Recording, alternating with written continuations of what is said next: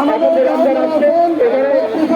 নানা রকমের যে ইফতারের ব্যবসা সাজাবে সেই ইফতারগুলো বিভিন্ন রকমের কেমিক্যাল মিশ্রিত সেখানে সোয়াবিন এবং সোয়াবিনের মিশ্রণে দেখা যাচ্ছে ভালো হচ্ছে।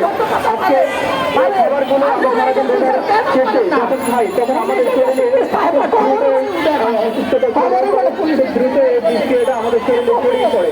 আমরা চাই যে প্রতিদিন যে মেয়েদের ইফতার বাজারগুলোতে যে বাজারগুলোতে বাজার যখন ইফতার করতে পারছেন সেগুলোকে সরাসরি ওখানে যে পরীক্ষা সে পরীক্ষার ব্যবস্থা করা এবং সেগুলোতে কী ধরনের কেমিক্যাল পাওয়া যাচ্ছে, কোনটাতে কী ধরনের মেডিসিন পাওয়া যাচ্ছে, কোনটাতে কী ধরনের বৃষ্টিও পাওয়া যাচ্ছে সেগুলো জনগণের সামনে স্পষ্ট করা, সেগুলো মিডিয়াতে স্পষ্ট করা যেন মানুষ সচেতন হতে পারে এবং এদেরকে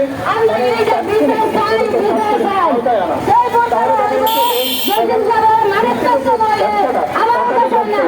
তাহলে